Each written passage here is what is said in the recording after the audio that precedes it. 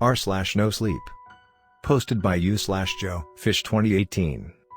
I am a truck driver, and I will never travel on a rural road again. Since the very beginning of my trucking career, nothing has ever gone as planned. The things I have seen and somehow survived are things no man should ever have to go through. When I first got the job, I thought it would be as easy as driving from point A to point B, but as many of you know, I couldn't have been more wrong. After experiencing some life-changing situations, I was ready to give up the job, but found solace in writing about my experiences. I stopped writing a few months ago as I was going over a rough patch in my mental well-being, and trust me, you'd have a few screws loose too if you've been repeatedly stalked, kidnapped and shot at for no understandable reason. Once I had recovered from my various issues, I was ready to pick up the job again and hope for a fresh start. This was another of the biggest mistakes in my life. I was on drop-off duty a few weeks back, planning to stop for the night once I had crossed the county line. The sky was black and a thick fog had descended from the hills. I was traveling on a rural road, a long way off any real signs of civilization. My usual mix of Springsteen and Radiohead weren't doing the best job of keeping me awake, and I considered pulling into the side and sleeping there for the night, but thought better of it.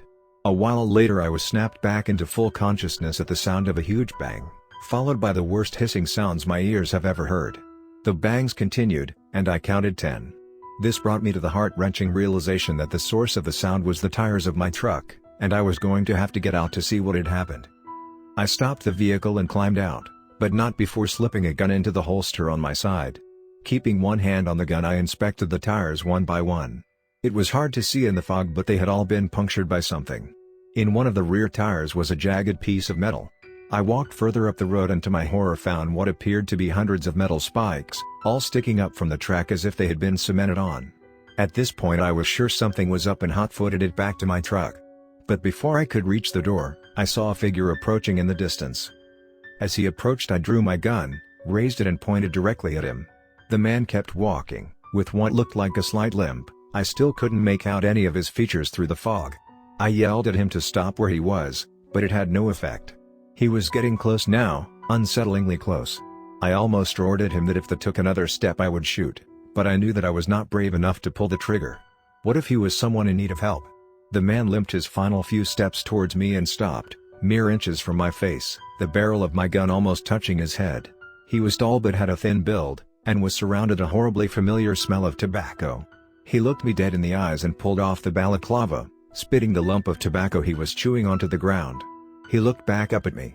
I knew this man.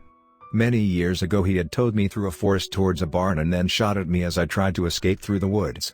He had aged, his hair and mustache had become significantly more gray, and a scar ran across his right cheek. He exhaled, "Remember me, truckie?"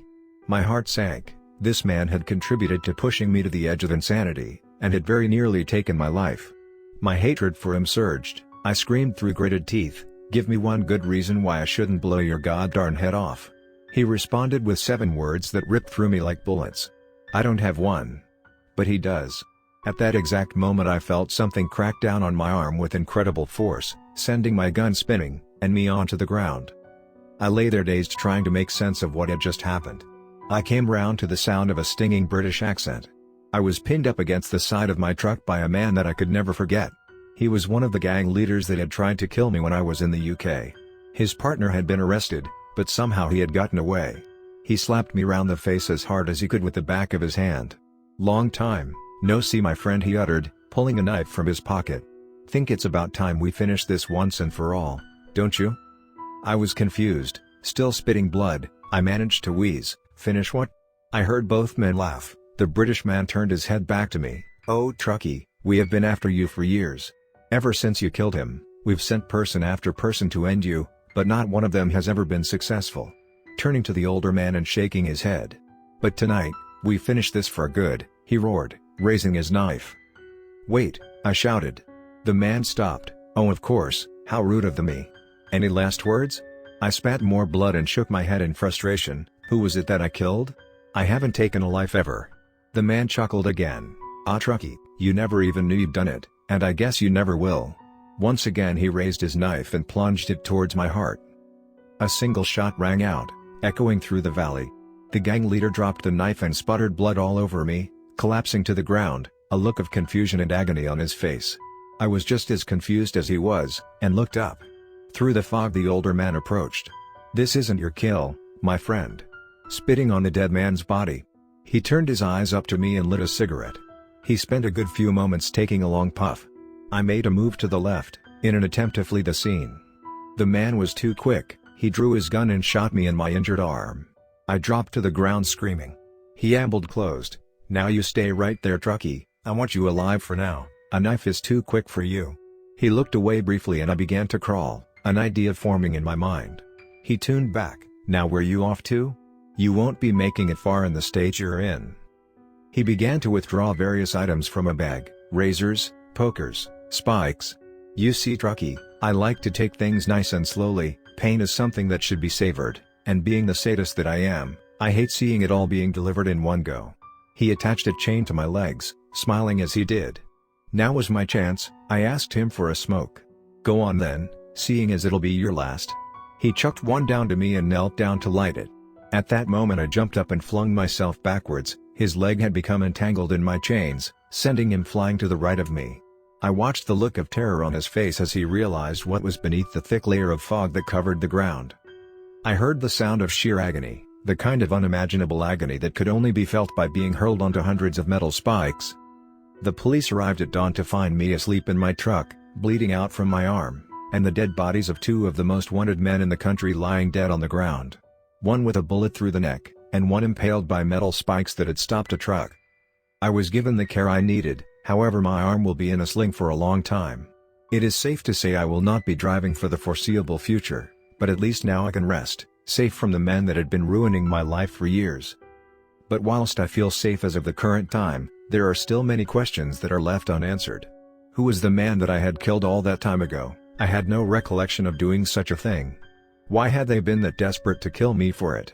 But perhaps the most haunting question of all, which of former pursuers were still out there, waiting for me? Next story of this series. Posted by you/Joe Fish 2018. I am a truck driver, and there is evil in the road tonight. Recently I've spent a lot of time staring out of my window at things that aren't there. Not because I'm going crazy, but because I'm not the man I used to be. In my previous years I was a skeptical man, a rational one of reason and sense. Now I don't know what I am. All I know is that I'm ill. I've stopped seeing my therapist and I've started drinking again. Anyone who has read my other stories will know what has driven me to this point. The things I have experienced have finally pushed me to the edge. But I'm not here for sympathy, I'm here to get my experiences out. They can't stay trapped in my head for any longer. They'll tear me apart. I have told many of my stories from across my trucking career. Some make perfect sense when I run them back through my head, but some will forever remain a mystery. This is one of those stories. It was late and as usual, I'd been driving for hours. The night was black and twilight had long since engulfed the valley. The static of the radio soothed me and I was in a trance. My foot on the pedal and my mind in a faraway place. I'd been in this hypnotic state for the last 100 miles, fixated on the endless abyss that was the road in front. Suddenly I snapped. Someone was stood in the road ahead. I wanted to stop, I wanted to slam my foot onto the brake, but I couldn't, it wouldn't move. I watched in horror as I plowed straight on. I waited for the sickening crunch of bone hitting metal, but it didn't come. Nothing followed the collision. No sound, no slam, no screams. Just the shock and confusion of what had happened. I didn't look back, just drove on into the night. Hours later I had to pull up. I couldn't drive any longer. My eyelids were extremely heavy and it was no longer safe for me to continue on the road. I pulled out the bed and went straight to sleep. I had awful nightmares of silence and disease. I was alone on a mountain range, a roar echoing down it like an avalanche. The ground began to shake, a raging tapping boomed from above as the sky turned a dark shade of red, as if blood had spilled across the heavens. The tapping grew louder, it was a thumping now, crashing and banging like the sounds of war. I woke. The tapping wasn't in my head. It was coming from outside my truck. This was the most angry sound I'd ever heard, the noise of pure rage. I swept up my gun and crawled up to the window. Outside stood a figure, staring back at me. I could only make out his outline, no features, but he was tall. Incredibly tall.